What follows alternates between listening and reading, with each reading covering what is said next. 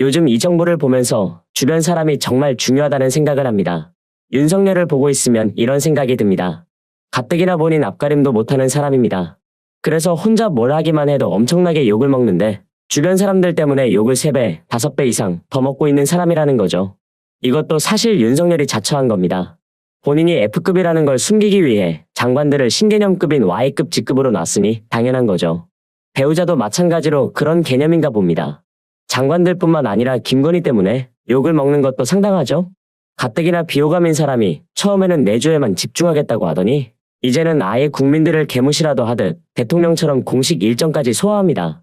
그리고 김건희의 일정과 관련된 브리핑을 대통령실이 하고 이게 그리 정상적으로 보이지 않는 상황이고요. 게다가 가뜩이나 논란도 많은 사람입니다. 고속도로 게이트와 같은 국가적 문제뿐만 아니라 주가 조작과 논문 표절 등 개인에 대한 문제도 자유롭지 못한 사람입니다. 그런데도 이렇게 나대기를 좋아하는 건 사실 병적으로 보일 정도인데 이제는 인사임명 문제에서도 김건희가 두드러지고 있습니다. 최근에는 김행 여가부 장관 후보자가 계속해서 논란이 되고 있는데 김건희와의 친분을 부인하다가 오히려 다른 문제들이 더 크게 터지고 있는 상황입니다.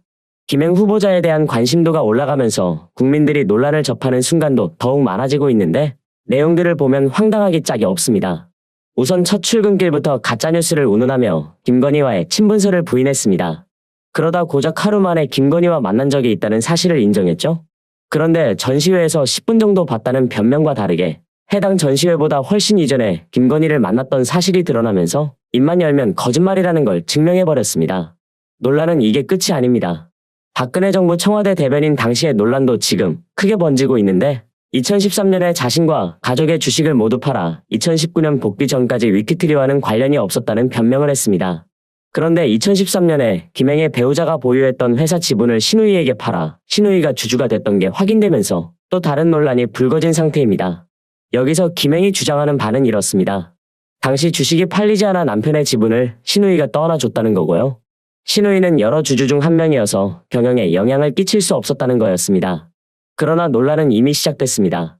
공직자윤리법상 신우이는 주식 백지 신탁 대상 이해관계자가 아니긴 하지만 자신과 관계없는 회사가 됐다는 해명은 사실이 아니라는 게 드러났다는 거죠.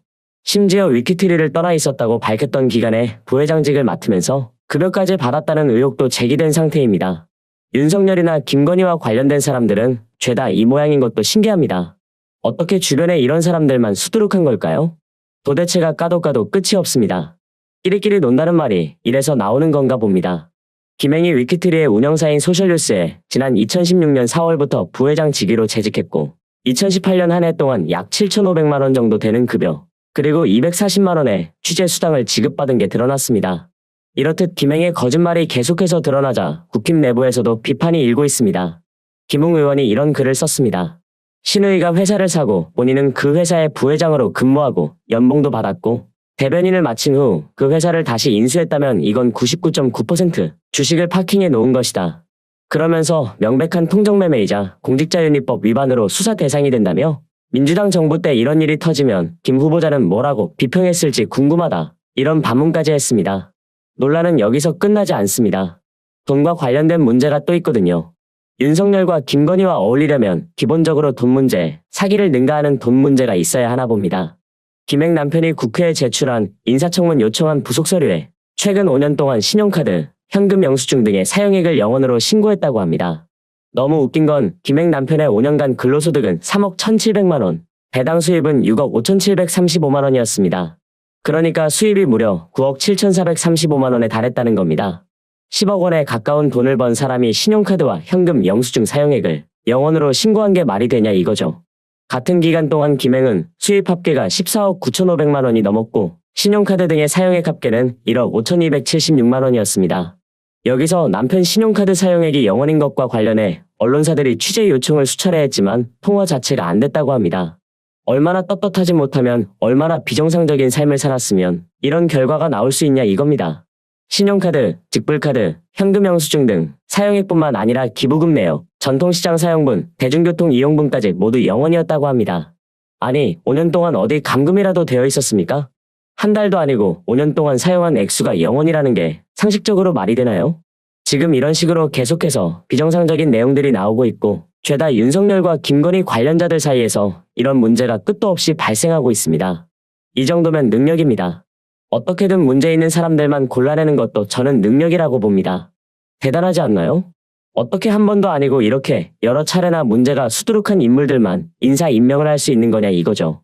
계속 이 상태니까 국민들은 이전 대통령을 찾게 되고 이전 대통령의 행보에 더욱 집중하는 겁니다.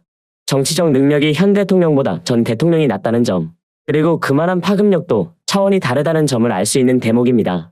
문재인 전 대통령이 퇴임 후 처음으로 서울을 찾는다는 뉴스가 굉장한 관심을 받았습니다. 귀향한 전직 대통령의 서울 방문 자체가 많은 해석이 붙지만 이번에는 특히 이재명 대표와의 만남에 대한 전망이 함께되어 더욱 그렇습니다. 병원에 긴급 이송된 이재명 대표를 향해 검찰이 구속영장을 청구했고 이런 말도 안 되는 행태의 문재인 전 대통령이 메시지를 낼 가능성이 높다는 거죠. 문 대통령이 서울을 방문하는 이유는 9.19 평양 공동선언 5주년 기념 학술토론회에 참석하기 위한 겁니다. 이날 행사에는 문재인 정부, 통일 외교 분야 인사들이 총집결하는 걸로 알려졌습니다. 강경화 전 외교부 장관과 김현철 전 통일부 장관, 최종건 전 외교부 차관, 문정인 한겨레 통일문화재단 이사장 등이 참석하는 것으로 전해졌는데요. 보통 1년밖에 안 된 대통령은 지지율도 높고 전임 대통령에 비해 관심도 많이 받습니다. 그런데 얼마나 국정 운영을 최악으로 하면 1년밖에 안 된 대통령이 지지율 30%에서 벗어나지를 못하고 전임 대통령이 더 큰 관심을 받는 거냐 이겁니다. 체감상 이미 5년 이상 한 것 같습니다. 하루하루가 지옥 같아서 그런지 너무 길게 느껴집니다. 그래서 겨우 1년밖에 안 됐는데도 체감상 5년은 좋게 된 것 같다는 거죠. 아마 저 말고도 많은 국민들이 그렇게 느끼기 때문에 현직 대통령보다 전직 대통령들의 행보에 관심을 보이는 게 아닐까요? 이미 윤석열은 강성 지지층에서도 이탈 현상을 보이고 있습니다. 최근에 지지율이 공개됐는데 5개월 만에 최저치를 또 경신했다고 하잖아요. 긍정평가가 고작 31%에 불과했습니다. 이제는 30% 돼도 간신히 걸쳐 있다는 겁니다. G20 순방 귀국을 하고 나서 이루어진 여론조사인데도 이 꼴입니다. 이재명 대표 단식도 있었고 세계 부처 개각까지 단행했고 김정은과 푸틴의 북러 회담도 있는 상태에서 진행된 여론조사입니다. 모든 이슈에서 부정적인 여론을 가져왔다는 거죠. 외교 활동을 해도 성과는 하나도 없고 참사만 계속되고 있습니다. 개각도 하면 할수록 난장판이 되어가고 있고요. 인사 임명을 하는 사람마다 논란이고 심지어 사람이 기본적으로 갖춰야 할 소양마저 없는 인간들을 정부 고위직에 앉히고 있습니다. 긍정평가보다 더 중요한 게 부정평가입니다. 지금 처음으로 60%까지 부정평가가 올라갔습니다. 많은 건 거의 62%에 달하는 여론조사도 있었고요. 이 소리는 윤석열을 지지하고 관심을 많이 가지던 지지층조차 이탈하고 있다는 소리입니다. 긍정평가가 내려가면서 부정평가는 올라가고 동시에 부정평가 자체적 수치마저 최고치를 찍었다는 건데 이보다 더 최악일 수 있나요? 이미 숫자가 말해주고 데이터가 말해주고 있는 겁니다. 역사상 최악의 대통령이라는 것을요. 연령대를 봐도 마찬가지입니다. 50대와 60대, 심지어 70대 이상에서도 윤석열 지지율은 떨어졌습니다. 윤석열의 핵심 지지층이라고 했던 연령층마저 윤석열을 외면하고 있다는 겁니다. 이러다 윤석열의 말이 현실이 되겠습니다. 지지율 1%가 돼도 본인이 하고 싶은 일은 한다고 했는데 곧 현실이 될 것 같습니다.